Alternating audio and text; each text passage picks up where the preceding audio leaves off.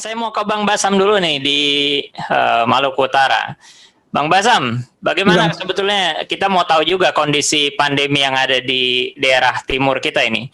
Bagaimana kondisinya saat ini, Bang Basam? ya kondisinya memang hampir kurang lebih sama dengan daerah-daerah lain posisinya. Memang proses ekonomi pun menurun posisinya di sini karena memang kendala pandemi ini membuat pergerakan masyarakat juga menjadi sempit sehingga tapi karena memang pada posisinya kita di daerah ini masih banyak yang memang berkebun ya posisinya. Jadi memang aktivitas perkebunan ini masih tetap berjalan. Aktivitas nelayan juga masih berjalan sebagaimana mestinya, tapi kemudian aktivitas ekonomi seperti di pasar-pasar memang agak sedikit menurun karena memang kondisi COVID ini membatasi pergerakan masyarakat sehingga mereka tidak bisa beraktivitas sebagaimana mestinya. Begitu, Bang. Baik, kalau boleh tahu mungkin Bang Basam tahu ada berapa jumlah yang positif COVID kalau di provinsi sana? Di Provinsi Maluku Utara, kalau tidak salah berkisaran di atas angka 1.500-an posisinya. Oh, sudah tinggi juga berarti ya? Sudah lumayan tinggi. Baik, baik. Baik, kalau terkait dengan program tadi gimana Bang Basam untuk melihat program terkait dengan pandemi? Karena hampir semua kepala daerah dan wakil kepala daerah yang dicalonkan pada Pilkada 2020 ini pasti tantangan utamanya adalah bagaimana menangani pandemi. Nah, gimana program Bang Basam terutama untuk terkait dengan penanganan pandemi ini? Memang bagi kami pasangan Usman Basam belum ada program khusus ya untuk masalah penanganan pandemi. Tapi memang kita lihat memang pandemi ini kemungkinan untuk ke depan masih kita belum mengetahui sampai kapan gitu posisinya. Tapi memang kami sebagai calon akan berusaha sebagaimana tadi disampaikan oleh Bu Siti Nur Azizah bahwa kita akan mencari solusi untuk memutus dulu penyebaran pandemi ini sehingga kehidupan masyarakat bisa kembali pulih sebagaimana sedia kala. Karena bagaimanapun pandemi ini kita seperti yang kita ketahui adalah pandemi yang cukup berat dan memang kasat mata kita tidak bisa mengetahui posisinya penularannya seperti apa ataupun penyebarannya seperti apa. Jadi mungkin insya Allah kita akan coba berusaha untuk memutus dulu penyebaran pandemi ini sehingga ke depan program-program yang bisa kita lakukan atau bisa kita sampaikan ke masyarakat itu bisa langsung diterima oleh masyarakat. Karena bagaimanapun kondisi pandemi ini sangat membatasi pergerakan kita untuk melakukan sosialisasi kepada masyarakat dan menyampaikan program-program kita. Seperti yang kita ketahui saat ini pun KPU sangat ketat dalam menjalankan protokol kesehatan ini. Jadi kita berharap ke depan pandemi ini bisa hilang dan kehidupan masyarakat bisa kembali sebagaimana mestinya. Gitu, Bang. Baik, terima kasih Bang Basam. Sekarang saya mau tanya dulu Mbak Titi, ini kan kita pilkada nih di 2020 ini di masa-masa yang cukup sulit ya. Karena memang kita berada dalam pandemi dan banyak hal yang terpukul, baik dari kekhawatiran kita tentang kesehatan kita, kesehatan para calon, dan juga kesehatan masyarakat karena memungkinkan adanya pertemuan calon dengan para masyarakat, baik dalam lingkup yang kecil maupun bahkan yang besar, bahkan mungkin kekhawatiran terkait dengan protokol yang tidak berjalan. Bagaimana sebetulnya pandangan Mbak Titi ataupun juga mungkin sudah ada sedikit riset kecil terkait dengan kondisi pilkada di masa pandemi ini? Silakan Mbak Titi. Ya, pilkada di masa pandemi, Mas Ai, lebih sulit, lebih rumit, dan lebih mahal. Selain berisiko ya, karena memang risiko itu banyak masyarakat kita yang belum mengakui atau kemudian bahkan masih berpandangan COVID-19 itu tidak akan menyasar mereka ya. Kebetulan karena saya di anggota keluarga ada beberapa yang positif COVID, jadi saya bisa memahami bahwa itu nyata adanya. Tetapi sebagian besar masyarakat kita masih merasa mereka tidak akan terjangkau oleh COVID. Dan ini jadi tantangan tersendiri bagi para kandidat. termasuk tadi ya soal bagaimana mengkonstruksi visi misi program dikorelasikan dengan strategi para kandidat di dalam mengatasi situasi krisis. Kita kan sekarang ini sedang berada dalam kondisi krisis. Dan tantangan kita adalah bagaimana membawa keluar masyarakat dari situasi krisis. Tantangan terbesar pemimpin yang berkompetisi di Pilkada 2020 adalah meyakinkan pemilih bahwa mereka adalah pemimpin yang tepat untuk bersama-sama masyarakat keluar dari situasi krisis yang kita sedang hadapi. Krisis ini bukan hanya soal krisis kesehatan, tetapi juga yang paling kita rasakan krisis ekonomi. Dan ini juga bisa berdampak pada perilaku pragmatis masyarakat, misalnya kalau tidak ada penegakan pengawasan yang baik, lalu edukasi yang baik, maka pragmatisme itu bisa ketemu gitu. Ada pemilih yang terdampak ekonomi dan kemudian menjadi pragmatis bertemu dengan kandidat yang juga pragmatis. Itu jadi tantangan besar sebenarnya di pilkada di tahun 2020 ini. Dan belum lagi misalnya penerimaan masyarakat terhadap pilkada itu sendiri, Mas Ai.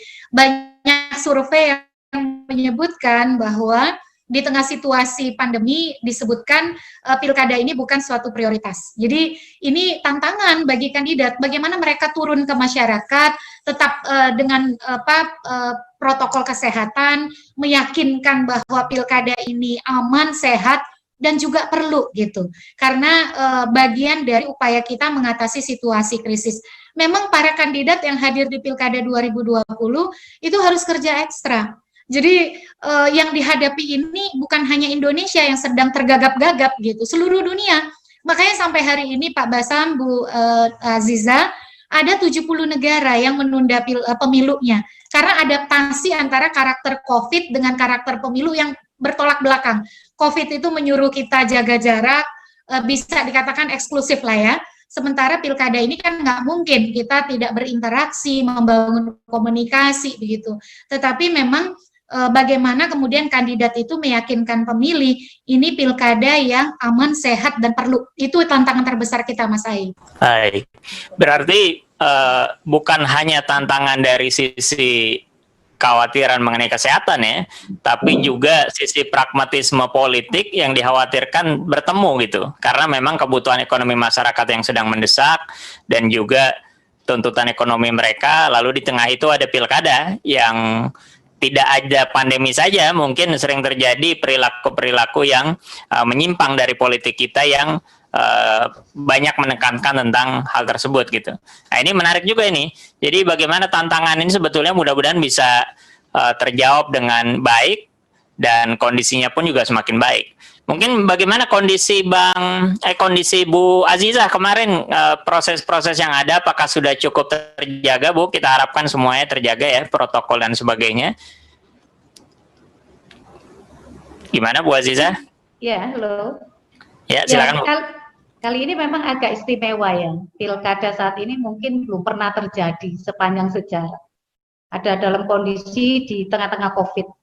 Tentu ini perlu terobosan-terobosan baru, strategi-strategi yang cukup inovatif untuk mengkombinasi antara konvensional campaign dengan modern campaign. Salah satunya kita coba membangun sebuah konsep deklarasi kemarin dengan konsep drive-in declaration. Dan kita mencoba terus mengingatkan ya kepada seluruh masyarakat yang di Kota Tangerang Selatan. Gimana tuh Bu? Bisa digambarkan Bu? Drive-in declaration itu gimana itu? Iya, jadi yang mengikuti kegiatan deklarasi itu berada di dalam mobil ya dengan mengikuti protokol kesehatan. Jumlahnya tidak banyak, nah, kemudian mereka menonton dari dalam mobil. Jadi tidak berhimpitan bersama dengan yang lain. Walaupun masih ada saja ya, yang kadang-kadang sulit diatur ya, kemudian bergerombol ya, kita terus ingatkan. Karena memang yang paling penting, kata Mbak Titi betul, adalah mengedukasi masyarakat. Karena kita ingin masyarakat di Kota Tangerang Selatan yang sebetulnya well educated ya, termasuk kota yang cukup, tadi karena dia masyarakatnya urban, kemudian juga ada keragaman, itu kita lihat sebetulnya punya potensi masyarakat ini well educated, jadi harus terus kemudian kita edukasi mereka bahwa yang paling penting saat ini aktivitas boleh berjalan dengan tetap memperhatikan protokol kesehatan. Karena memang kita tidak bisa begitu saja kemudian lockdown diri kita gitu ya karena adanya pandemi COVID, tetapi bagaimana aktivitas itu dapat dilakukan oleh masyarakat dengan tetap memperhatikan protokol kesehatan. Ya tentu dengan membatasi jumlah, kemudian juga menjaga jarak dan menggunakan masker ya. Kemudian juga kita menyiapkan sanitizer. Ini agak berbeda memang kalau yang biasanya kan kita, makanya kita di tempat terbuka, kemudian menontonnya dari dalam mobil. Ya, di sana juga para kandidat maupun partai pengusung yang ada di panggung itu diberi jarak kursinya. Jadi kita mencoba untuk memberikan konsep-konsep baru ya, terobosan baru dalam mengikuti tahapan-tahapan kontestasi ini. Kemudian juga ketika kita mendaftarkan diri juga gitu ya, kita memperhatikan protokol kesehatan. Jumlahnya juga dibatasi. Baik, terima kasih Bu. Menarik juga ini tadi bentuk drive-in declaration serta bentuk-bentuk pendekatan baru di masa pandemi. Bang Basam, saya mau tanya. Sebelum ke Bang Basam, saya mau sapa nih, sudah tampil di layar Zoom kita nih, calon wakil gubernur Sumatera Barat, tokoh muda dari Sumbar, Bang Audi Joinali. Assalamualaikum Bang Audi. Waalaikumsalam, baik. Gimana kabar, baik? Alhamdulillah. Gimana kabarnya Bang Audi, sehat-sehat? Alhamdulillah, sehat nih. Habis medical check up nih, belum selesai tapi besok lanjut lagi. Baik, alhamdulillah. Oke Bang Audi, nanti disimpan dulu. Kita mau ke Bang Basam dulu ini. Bang Basam, masih bergabung? Masih Bang. Nah, gimana Bang Basam tadi melihat kondisi pandemi, lalu mungkin pendekatan apa yang mungkin bisa dilakukan untuk tetap menjaga protokol? Karena ketika kemarin Presiden PKS mengumumkan nama-nama para calon kepala daerah dan calon wakil kepala daerah kita dari PKS yang diusung oleh PKS, beliau pun juga mewanti-wanti agar masing-masing calon dan juga tim ses serta struktur PKS di seluruh wilayah dan daerah yang ada di Indonesia itu betul-betul memperhatikan mekanisme pilkada ini agar terjaga dengan baik mengenai protokol penanganan pandemi, terutama protokol bagaimana kita bertemu dengan masyarakat dan sebagainya. Bagaimana kalau Bang Basam sendiri yang sudah berjalan beberapa waktu yang lalu dan saat ini? Ya, jadi memang menjadi tantangan buat kita sebagai calon untuk mengedukasi masyarakat ya tentang masalah COVID ini. Karena seperti pengalaman kita kemarin, ketika kita berusaha membuat deklarasi yang sesuai protokol kesehatan, di mana kita membuat panggung dengan tenda yang disiapkan kursi-kursi yang berjarak sesuai protokol kesehatan, namun ternyata pada pelaksanaannya memang sangat sulit, karena memang masalah edukasi masyarakat tentang pemahaman mereka tentang COVID ini masih sangat kurang, dan kemudian juga ada juga seperti yang tadi sudah disampaikan oleh Bu Titi, masyarakat yang masih beranggapan bahwa COVID ini tidak ada begitu. COVID ini sesuatu yang abstrak, yang memang tidak ada, dan bahkan ada yang berpikir ekstrim sampai bahwa COVID ini adalah suatu propaganda gitu. Sehingga memang ini menjadi tantangan kita sebagai calon kepala daerah, bagaimana kita mengedukasi mereka bahwa pandemi ini adalah ancaman yang nyata, ancaman yang memang harus kita tanggapi dengan serius, sehingga masyarakat kita dalam kondisi pilkada ini bisa tetap tetap menjalankan protokol kesehatan, sehingga hal-hal yang tidak kita inginkan tidak terjadi.